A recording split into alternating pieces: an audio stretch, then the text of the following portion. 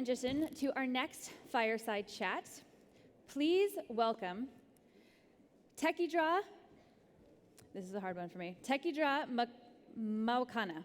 Tekedra Mawakana, the CEO of Waymo, the autonomous driving technology company with over 20 years of experience in advising consumer technology companies on how to advance their business interests around the world. She is an expert in navigating complex, high-profile issues and has led global teams across 5 continents. Tekedra has made notable achievements in the field of autonomous driving technology, including leading the overall company strategy and being recognized as one of the 100 leading women in North America auto industry by Automotive News in 2020. We also extend a warm welcome to Michael Farace. Michael Farace serves as a VC at Pegasus Tech Ventures, providing in-depth financial and qualitative investment analysis of startups around the world. Michael has led over 15 transactions on major investments such as SpaceX, X, Carbon, Com, and Grubhub. So please help me in giving a warm welcome to Tekedra Mawakana and Michael to the stage.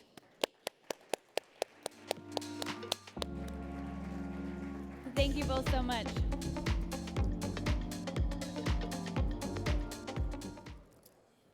Well, great. Tekedra, first and foremost, thank you so much for joining us here at Startup World Cup. I know that there's quite a few folks out there looking forward to hearing more. I know we've got quite a few of the startups in automotive, and so I'm sure everyone is looking forward to hearing some of your insights. Thank you for joining us. Thank you so much for the invitation. Of course. So to kick things off, let's start with how you got started, how you've gotten to being the co-CEO of Waymo, slightly different path than quite a few of the entrepreneurs. So would love to hear a little bit about that. Yeah. So I have had a fairly non-traditional path to this role. I started out, to go all the way back, I actually was born in Mississippi and I grew up in Atlanta. I went to an all-women's college in DC. I went to law school in New York. And then I started out at a law firm and I did regulatory legal work as well as international deal work. And then I went into tech pretty early in my career, 3 years in. And I worked for some of the older internet companies, starting with AOL, and then Yahoo and eBay before coming to Waymo. And when I came to Waymo, I had by then become an expert in regulatory policy, as well as sort of managing global teams across 5 continents, and crisis, because there's plenty of that. And so coming to Waymo was really the opportunity to put all of that to play.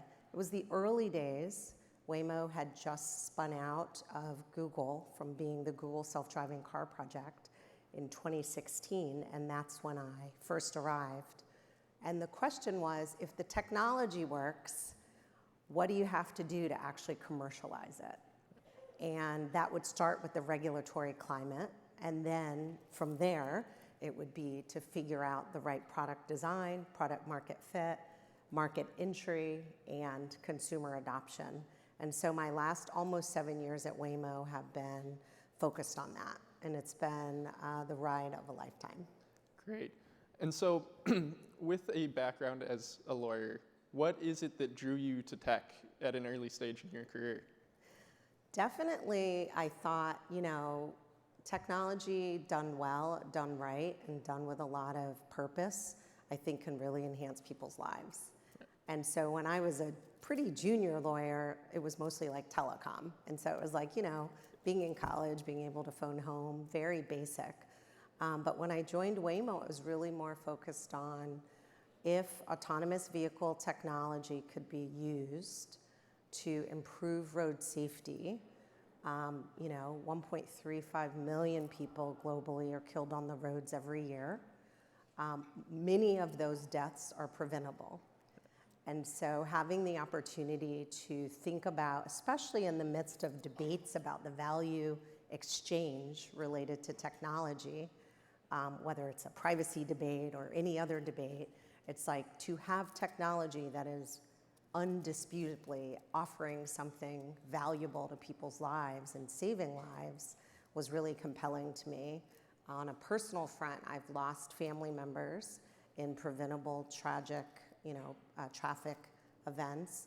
And so I just thought, this is my chance to not feel complacent about the state of the roads, the safety of the roads, and to work at a company that's really focused on improving road safety. And so that's what kind of drew me in. I'd say what has made it every bit as exciting as I hoped it would be when I got there is it's a group of people, we call the people that work at Waymo Waymonauts, who are all really committed to this mission of figuring out how to make the roads safe and how to introduce technology, in a way that's responsible and measured so that we can actually bring the promise of the technology to life. Great. And so to that point around regulation and trying to make this safer, what are some of the policies that you have seen in years working for Yahoo, AOL, and Waymo that have promoted technology and entrepreneurship and safe technology and entrepreneurship, and how has that benefited the society as a whole? Yeah, I think that one of the things that happens most often is that the technology outpaces the regulation, and then the technologists need to be experts who help regulators understand what the regulatory sort of hurdles, blockers, or necessities are. And I think we've seen that, right? Like we saw crypto sort of come up and implode a bit. And there's a debate there, like would it have happened if it was regulated? Would it have not happened? And so where I've seen technology and regulation work the best together is if there is a clear opportunity to prevent harm, right, then that's a regulator's responsibility, and that's helpful. And so we've seen that in many, many examples over the years, airbags, seat belts, et cetera. And that was after many, many tragic events had happened, right? Loss of life. I think when it's not clear that regulation is going to actually advance the positive impact, but might actually stifle the positive impact, to me, those are examples where we have to be careful. And so at the early days of Waymo, the question is, should this technology be regulated on day one when we're developing the technology? I felt really strongly that the answer was no. Now, this was 7 years ago, because you don't want safety to be a race to the bottom. Right. And if you decide what the standard is before the technology has actually advanced, you're probably going to choose a point that everyone can surpass with ease with technology innovations.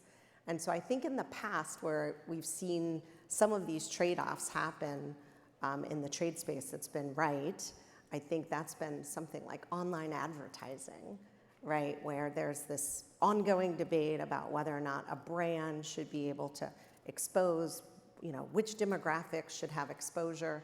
And that's where the technology industry came together and came up with the standards together. And so I've seen some of that in my, in my past. But mostly the technology drives the regulatory understanding of the landscape. Great. And so switching gears here a little bit and moving towards the operations side. So you've talked about how at companies like AOL, Yahoo, it's easy to operate at scale with these large companies.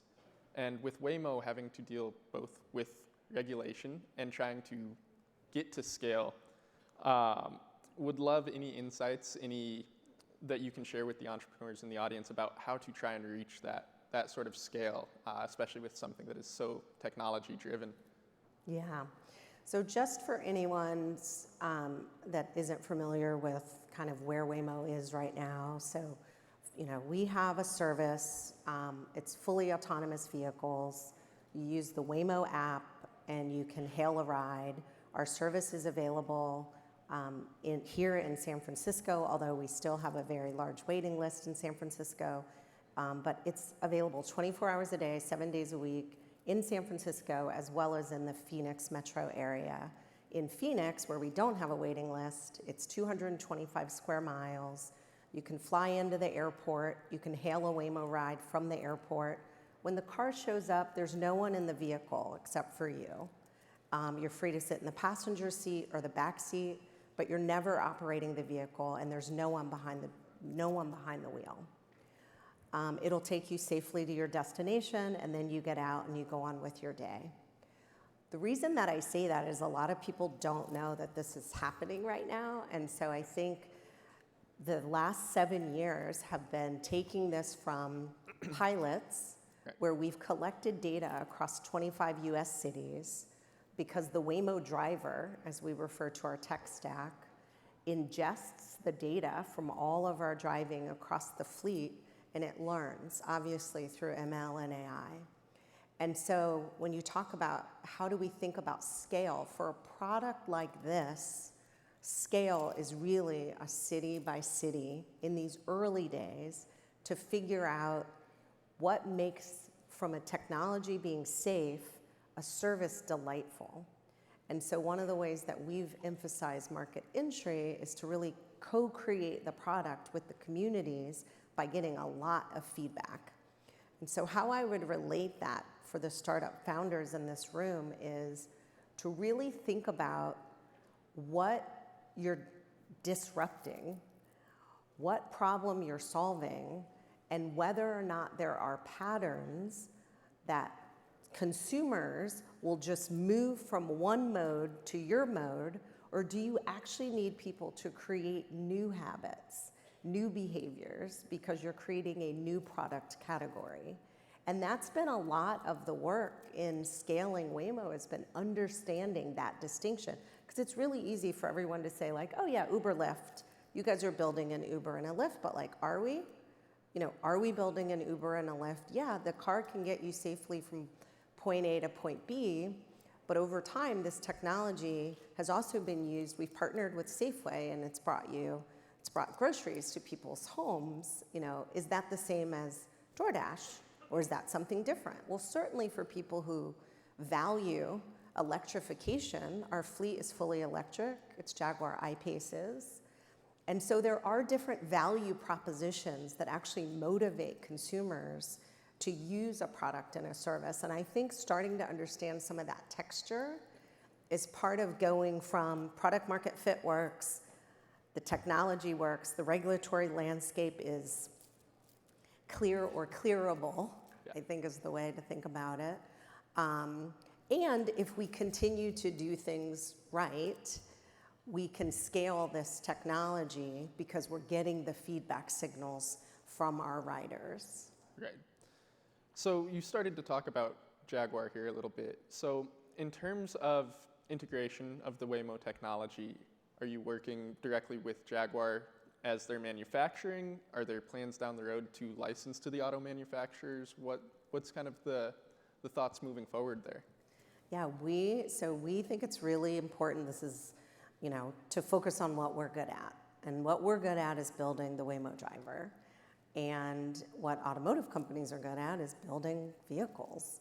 And so we partner with, as you said, Jaguar Land Rover for our fully electric I-Pace. We also have a partnership with Geely for the Zeekr vehicle, which we've co-created with them. And we think that kind of partnership is also important because, to your point, when we think about the applications of the Waymo driver, we're starting with ride hailing. We've also started with local delivery. We've also invested, and we have a partnership with Daimler Trucks to have Class 8 long-haul trucking. And so they're building our redundant trucking platform because typically in a vehicle, redundancy is all of us, the human. In this case, redundancy of compute and steering, braking is really important. And so we are working with them to do that. And then our fourth sort of area for deploying our business is to license the technology, not only to automotive companies, but to anybody who at that point would want access to a generalizable driver. So when you think about the trillions of miles that are driven every year globally, the Waymo driver is being built to address any of the use cases of that driving. And so we're not building cars, we're not focused on building cars, but we are very focused on deploying this driver. And the reason we've started with ride hailing is we want the highest number of people. Well, obviously, the other thing startup founders in this room know probably all too well is when you start out, costs are high. When you're at low scale and low volume, costs are high. And so we're really focused on making sure that we're bringing our costs down, generating revenue, demonstrating product market fit. And so we'll have a real showcase of what we've built by the time that we're licensing the technology.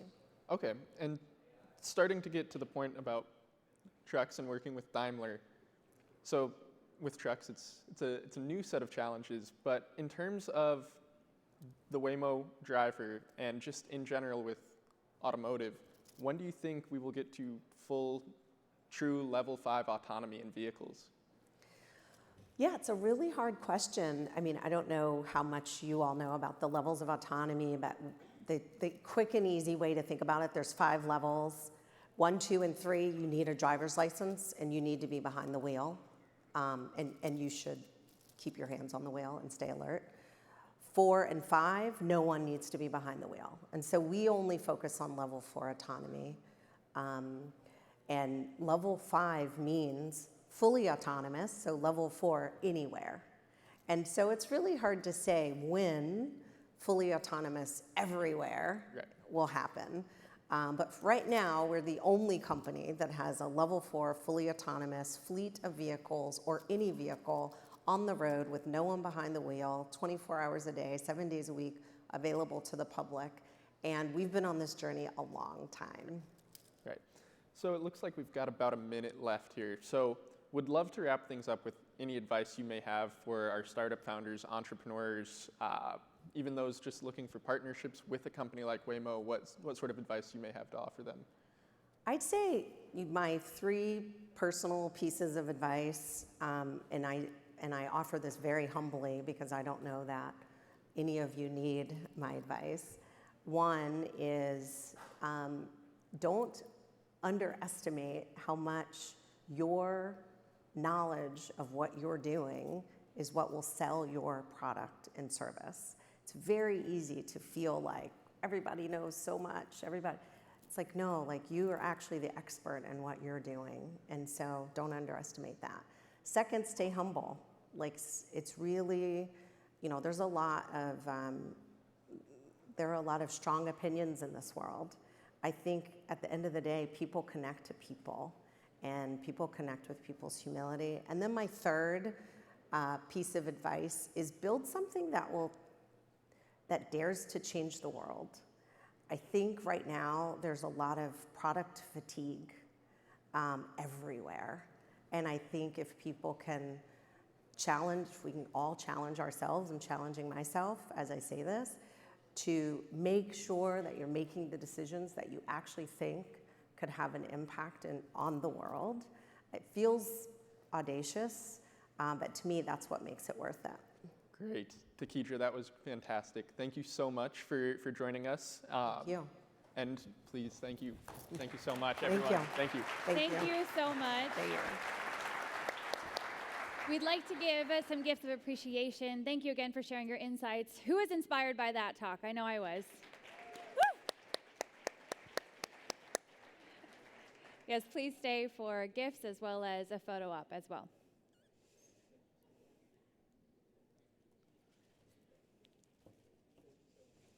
Thank you again.